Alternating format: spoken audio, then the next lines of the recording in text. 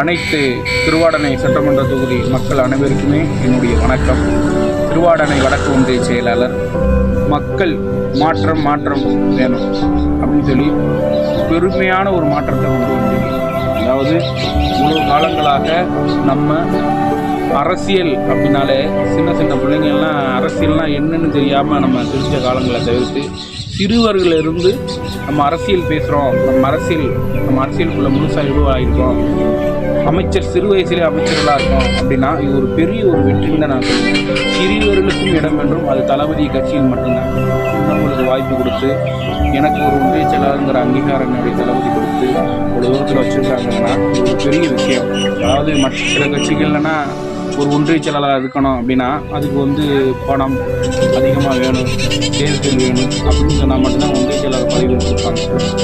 ஆனால் தளபதி கட்சியில் அப்படி இல்லை. பணம் முக்கியம் இல்லை. தளபதி கட்சியில் உண்மையான உழைக்கணும், உண்மையாக இருக்கணும், மக்களுக்கு நேர்மையாக இருக்கணும், மக்களுக்கு எந்த ஒரு விஷயங்கள் செய்கிறாலும் மனம் சுழிக்காத அளவுக்கு பண்ணணும், மக்கள் கூப்பிட்டு நினைக்கணும். அவங்களுக்கு மட்டும்தான் என்னுடைய அண்ணனுடைய கட்சியில் இடம். அதுபோல் மக்கள் பிரச்சனைகள் என்ன, மக்களுக்கு என்ன தேவைகள் அப்படின்னு சொல்லி தளபதி டைரெக்டாக போய் மக்களை சந்திச்சு என்னென்ன பிரச்சனைகள்ல நீங்கள் தான் போய் பேசணும், கேட்டு மக்களுக்கு என்னென்ன கோரிக்கைகளோ நீங்கள் நிறைவேற்றணும்னு சொல்லி தளபதியுடைய ஆணை.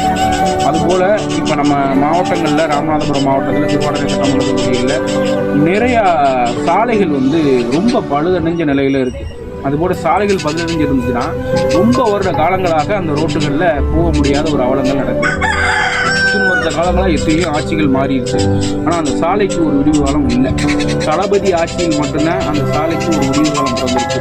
அதுபோல் நிறையா ஏரியாக்களில் சாலைகள் ரொம்ப பழுதடைஞ்சு ஒரு அவசர உதவிகளுக்கு ஒரு ஆம்புலன்ஸ் போடுறதுக்கு கூட ஒரு வசதி இல்லாத அளவுக்கு பஸ்ஸுகள் இந்த ரோட்டில் நாங்கள் வர முடியாதுன்னு சொல்லி நிப்பாட்டுற அளவுக்கு அந்த சாலைகள் அவ்வளவு மோசமான ஒரு நிலையில் இருக்குது. இந்த சாலை பிரச்சனைகளை கூடிய விரைவில் தளபதி ஆட்சியில் நல்ல தரமான ரோடாக இல்லை சிறப்பான முறையில் உங்களுக்கு சாலைகள் அமைச்சு தரப்படும். தளபதி ஆட்சியில் உங்களுக்கு உங்கள் ஏரியாக்களில் என்ன பிரச்சனைகளாக இருந்தாலும் எனக்கு உடனே கால் பண்ணலாம். நன்றி, வணக்கம்.